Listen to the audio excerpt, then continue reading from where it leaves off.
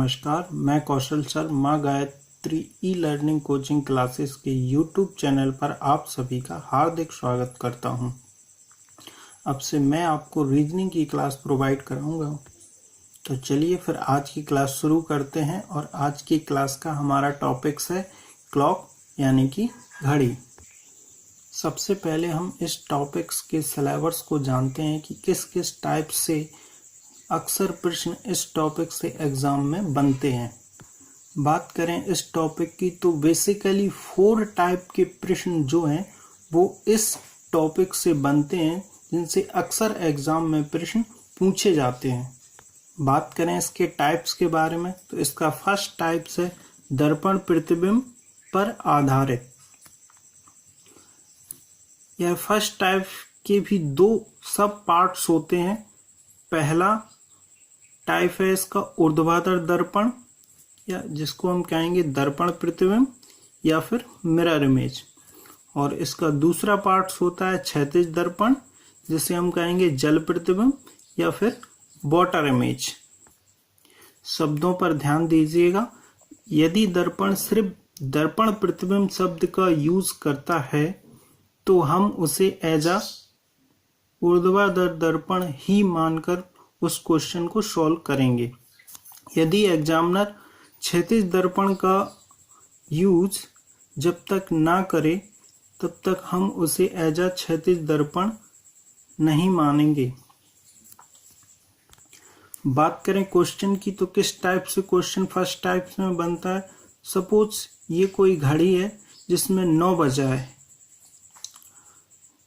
Suppose ये कोई घड़ी है जिसमें 9 बजा है। हमें दर्पण में देखने पर या फिर जल में देखने पर क्या समय दिखाई देगा, कुछ इस टाइप से क्वेश्चन इस फर्स्ट टाइप्स में बनते हैं। बात करें इसके सेकंड टाइप्स की, कोण पर आधारित, जिसे हम बोलेंगे एंगल ऑफ बेस। इसमें क्या होता है कि इसमें कुछ इस टाइप से प्रश्न बनता है। किसी समय पर सपोज कोई समय है 9 से 10 के बीच में 45 डिग्री कितनी बार बनेगा, इस टाइप के प्रश्न सेकंड टाइप्स में बनते हैं।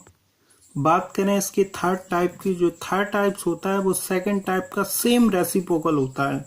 कहने का मतलब है सेम उल्टा होता है उसके जैसा।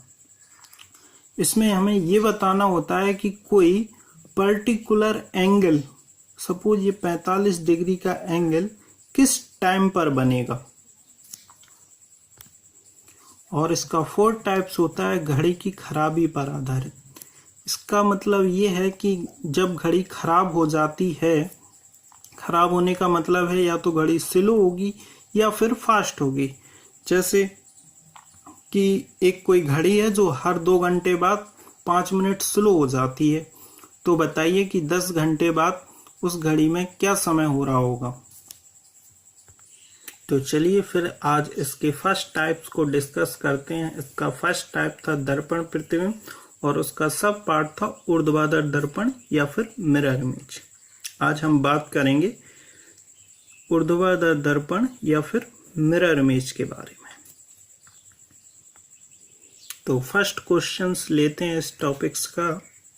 पहला क्वेश्चन है, यदि किसी घड़ी में 9 बज रहा है, यदि किसी घड़ी में 9 बज रहा है और उसे दर्पण में देखा जाए, यदि किसी घड़ी में 9 बज रहा है और उसे दर्पण में देखा जाए तो हमें क्या समय दिखाई देगा।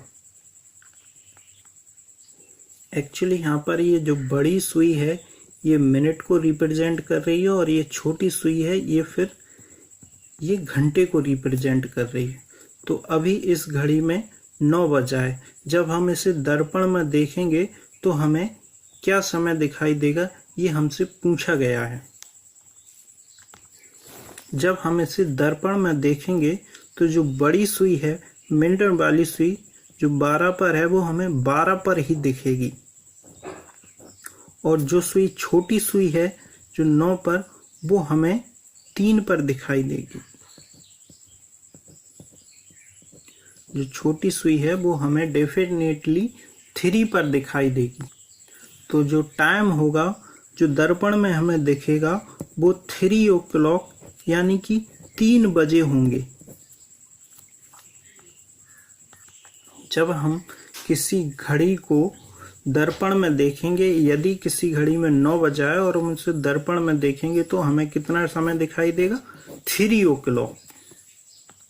एक्चुअली होता कैसे है, जब भी हम दर्पण में किसी चीज को देखते हैं तो वो कब हमें सेम दिखाई देती है, कब डिफरेंट दिखाई देती है, इस बात को जरा और डीपली समझते हैं। जब भी हम किसी चीज को दर्पण में देखते हैं तो वो हमें सेम तभी दिखाई देती है जब वो वर्टिकली या ऊर्ध्वाधर सिमेट्रिक हो।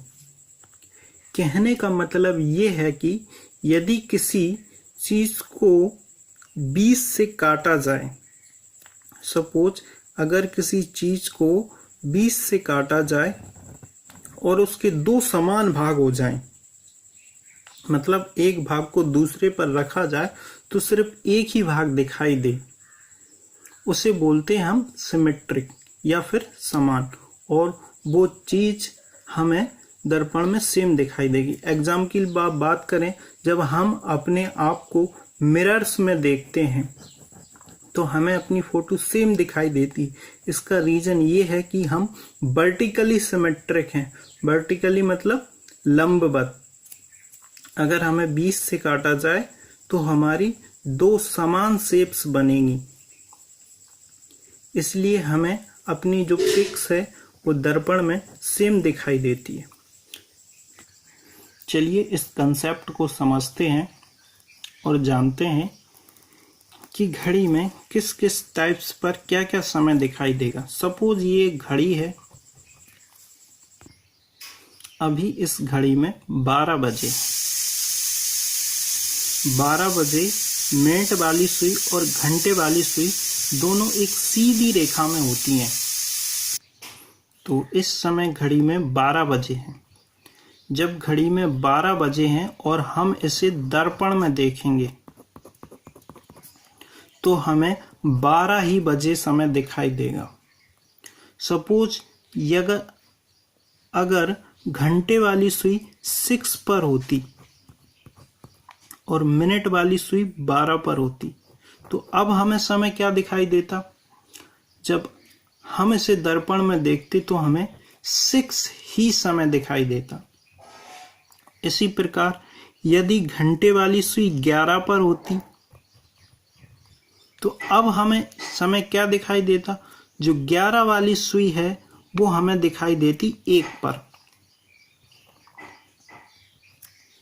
11 वाली सुई हमें कहाँ दिखाई देगी? 1 पर।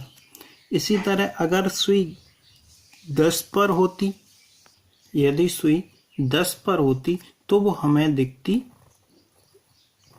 2 पर, और यदि सुई 9 पर होती तो वो हमें दिखती 3 पर।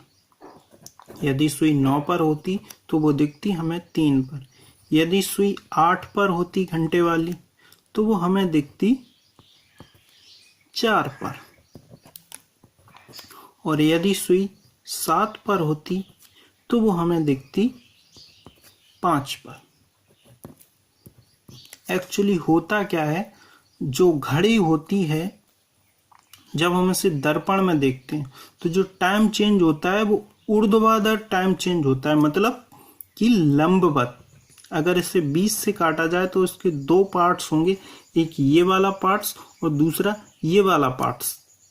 तो जो टाइम चेंजेस होगा वो इस वाले पार्ट का इस वाले पार्ट से होगा। एक्चुअली क्या है कि 12 पर और 6 पर, 12 पर और 6 पर जो घड़ी की सुइयों की स्थिति होती है वो सेम लंबवत होती है, एक सीधी रेखा में होती है। इसलिए 12 बजे और 6 बजे जब हम टाइम को दर्पण में देखेंगे तो वो हमें सेम दिखाई देता है। चलिए इस कंसेप्ट को एक और क्वेश्चन के साथ समझते हैं। सेकंड क्वेश्चन, यदि किसी घड़ी में 8:20 हो रहा है और हम उसे दर्पण में देखें तो हमें क्या समय दिखाई देगा। कुछ इस टाइप से है क्वेश्चन नंबर 2।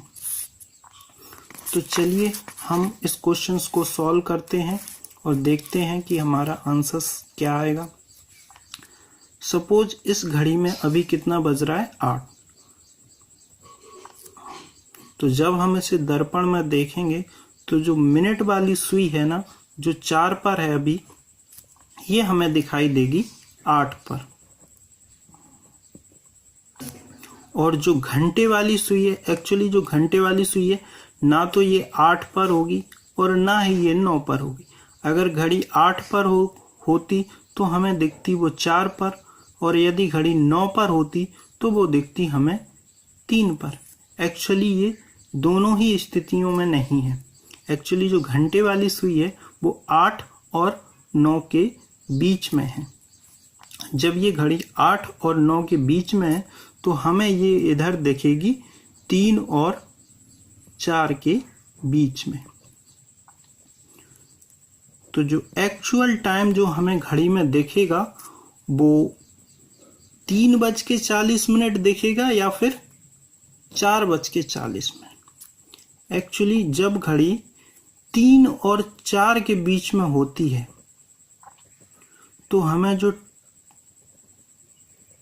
हमारा जो टाइम होता है वो 3:40 होता है, ना कि 4:40 मिनट। तो जो हमारे क्वेश्चंस का आंसर होगा वो होगा 3:40 मिनट।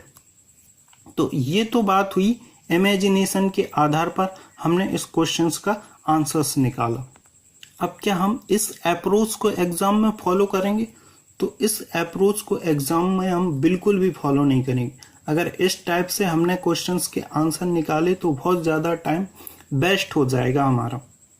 तो चलिए कुछ नहीं करना, अब मैं इस क्वेश्चंस को ट्रिक्स के माध्यम से सॉल्व करने अब हम इस क्वेश्चंस को ट्रिक्स के माध्यम से सॉल्व करेंगे और देखते हैं कि किस तरीके से कुछ ही सेकंड्सों में हमारे क्वेश्चंस का आंसर आ जाएगा। तो ट्रिक ये है कि जो भी समय दिया हो उसे 12 घंटे में से सब्ट्रैक्ट करना है, यानी कि 12 में से उसे सब्ट्रैक्ट कर देना।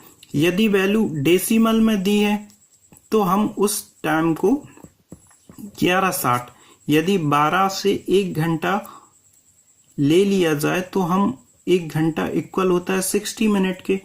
तो 12 को हम लिख सकते हैं 11:60, चाहे हम उसे 11:60 कहें या फिर 12 कहें, बात इक्वल है। यदि टाइम सेकंड में दिया है तो हम क्या करेंगे कि 11:60 में से 60 से 1 मिनट उधार लेंगे। तो यहाँ पे कितना बचेगा, 59 मिनट, और ये कितना हो जाएगा, 60 सेकंड। मतलब 11, 59, 60 में से हम उस वैल्यू को सब्ट्रैक्ट करेंगे और हमारे क्वेश्चंस का आंसर आ जाएगा। फॉर एग्जाम्पल हम क्वेश्चन नंबर 2 को लेते हैं। यदि किसी घड़ी में 8:40 हो रहा है और हम उसे दर्पण में देखें तो हमें क्या समय दिखाई दे। एक्चुअली इसमें जो टाइम दिया है वो घंटे और मिनट में दिया, तो जो हम वैल्यू सब्ट्रैक्ट करेंगे वो किससे करेंगे, 11:60 से। 11:60 से हम सब्ट्रैक्ट करेंगे 8:40 को। जब हम 8:40 को तो हमें समय क्या दिखाई देगा, 3:20। यदि घड़ी में थर्ड क्वेश्चन 8:20 हो रहा है और हम इसे दर्पण में देखें तो हमें क्या समय दिखाई देगा, सेम वैल्यू सब्ट्रैक्ट करना है 11:60 से और 8:20, तो कितना बचेगा, 3:40। यही हमारे जो क्वेश्चन का सेकंड क्वेश्चन का आंसर था वो यहाँ पे आ रहा था इमेजिनेशन के आधार पर। ये ट्रिक के आधार पर है और ये इमेजिनेशन के आधार पर। तो अब से हम जो भी आंसर्स देंगे इस टॉपिक्स के बारे में वो सिर्फ ट्रिक के आधार पर देंगे, जिससे कुछ ही सेकंड्सों में हमारे क्वेश्चंस, जिस तरीके से अभी हमने जो कंसेप्ट सीखा था यहाँ पर कि किसी टाइम को दर्पण में देखने पर हमें क्या समय दिखाई देगा। सेम यहाँ भी हम ट्रिक को अप्लाई कर सकते हैं। हमने क्या ली थी ट्रिक्स कि जो भी टाइम दिया हो उनमें से 12 में से सब्ट्रैक्ट करेंगे या फिर 11:60 से। तो चलिए देखते हैं। यहाँ पर अभी घड़ी में कितना बजा है, 12। 12 में से 12 सब्ट्रैक्ट करें। 12 को 12 लिखें या फिर 0 लिखें, बात इक्वल है। 12 में से 0 सब्ट्रैक्ट होगा तो कितना दिखाई देगा हमें, 12 बजे। जब हम घड़ी में यदि 6 बजा है और हम उसे दर्पण में देखें तो क्या समय दिखाई देगा, 12 में से 6 जाएगा तो कितना बचेगा, 6। इसी तरह यदि घड़ी में 11 बजा है और जब हम दर्पण में देखेंगे तो क्या दिखाई देगा, 12 में से हम 11 को सब्ट्रैक्ट करेंगे तो कितना आएगा, 1। इसी तरह 12 में से 10 को सब्ट्रैक्ट करेंगे तो आएगा 2। 12 में से 9 को सब्ट्रैक्ट करेंगे तो आएगा 3। 12 में से 8 को सब्ट्रैक्ट करेंगे तो आएगा 4। और 12 में से 7 को सब्ट्रैक्ट करेंगे तो आएगा 5। तो इस तरीके से हम ट्रिक्स के माध्यम से अपने क्वेश्चंस के आंसर बहुत ही जल्दी यानी कि कुछ ही सेकंड्सों में दे सकते। तो चलिए कुछ और एग्जाम्पल देखते हैं इसी तरीके से। सपोज ये क्वेश्चंस हैं, यदि किसी घड़ी में 2:47 हो रहा है तो हमें दर्पण में देखने पर क्या समय दिखाई देगा। इसी तरह यदि किसी घड़ी में 3:52 हो रहा है तो हमें घड़ी मिरर में क्या समय दिखाई देगा। इसी तरह यदि किसी घड़ी में 22:25 हो रहा है तब हम इसे समय को दर्पण में देखेंगे तो क्या समय दिखाई देगा। यदि किसी घड़ी में 12:30 हो रहा है और हम उसे दर्पण में देखें तो हमें क्या समय दिखाई देगा। चलिए जानते हैं इनके आंसर्स क्या होंगे।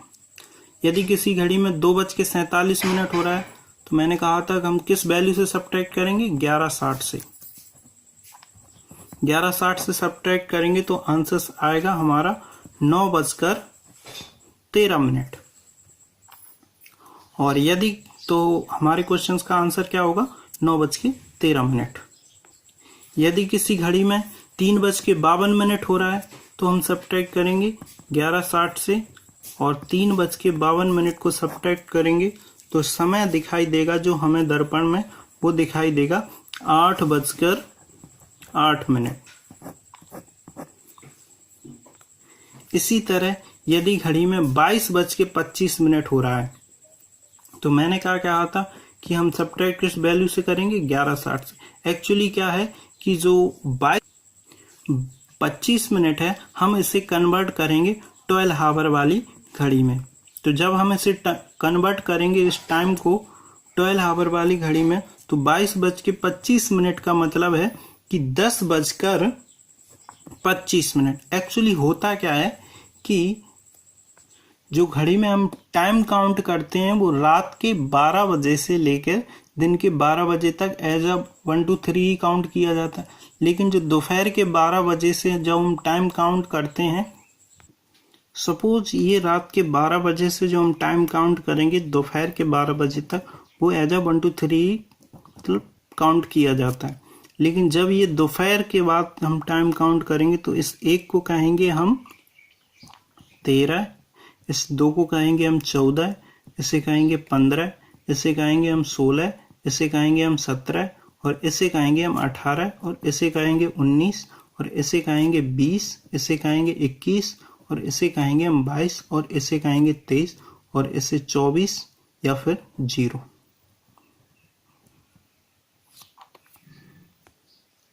तो बेसिकली जो घड़ी काउंट होगी वो इस टाइप से होगी कि दोपहर के बाद 1 को 13, 2 को 14, 3 को 15 कहेंगे हम, 4 को 16, 5 को 17, 6 को 18, फिर 19, फिर 20, फिर 21, फिर 22, फिर 23 और लास्ट में 0 कहें या फिर 24 कहें या फिर 12 कहें, सेम बात है। इसी तरह यदि किसी घड़ी में 22:25 है उसे कन्वर्ट करेंगे हम 12 o'clock वाली घड़ी में तो जो टाइम होगा वो 10:25 और जब हम इसे कन्वर्ट करेंगे तो हमारे क्वेश्चंस का आंसर होगा 1:35।